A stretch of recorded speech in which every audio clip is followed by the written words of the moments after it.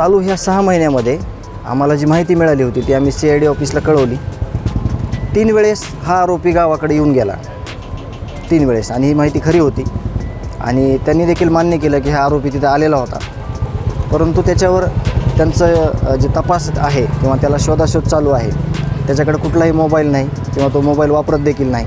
म्हणून या यंत्रणेला अडचण येऊ शकते, अडचण आलेली आहे. परंतु यावर काय करायचं आणि आरोपीला कसं जेरबंद करायचं यावर आम्ही लवकरच विचार करून आम्हाला त्याला कसं जेरबंद करून, कारण आमच्या सगळ्या कुटुंबाला जीवितास धोका आहे.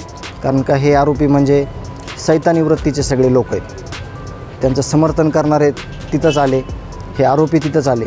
तर त्या गोष्टीवर आम्ही त्यांना मागणी केलेली आहे. लवकरात लवकर त्याच्या मुसक्या ओढून त्याची पूर्ण जिल्हाभरात पोलीस प्रशासनानं धिंड काढून लवकरात लवकर त्याला जेलबंद करावं अशी आमची मागणी आहे आणि ते लवकरच होईल अशी आम्ही अपेक्षा ठेवतो. कृष्णा आंधळेला बहुतेक संतोष देशमुखांच्या खुनाच्या अनेक बारकाया माहिती असतील आणि म्हणूनच मला वाटतं की 13-14 महिने झाले तरी अजूनही तो कोणाला मिळत नाही आहे.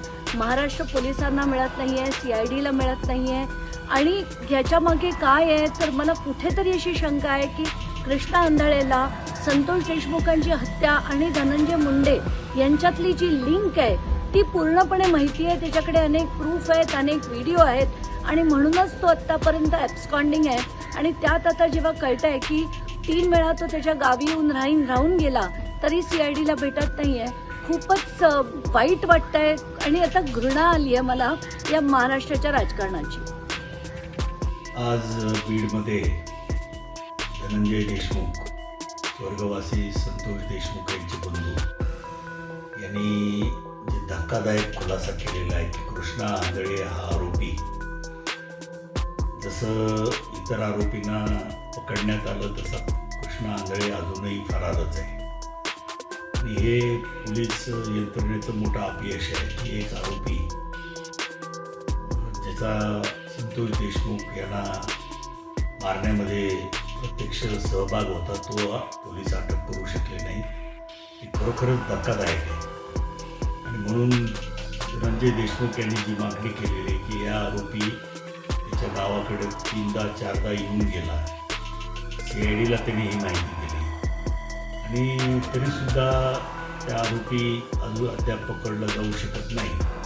याचाच अर्थ तपास यंत्रणेचं कुठेतरी कमतरता किंवा तपास यंत्रणेतील काही अधिकारी याचा बचाव करतायत आरोपीचा, असं त्या ठिकाणी निष्कर्ष काढायला काही हरकत नाही.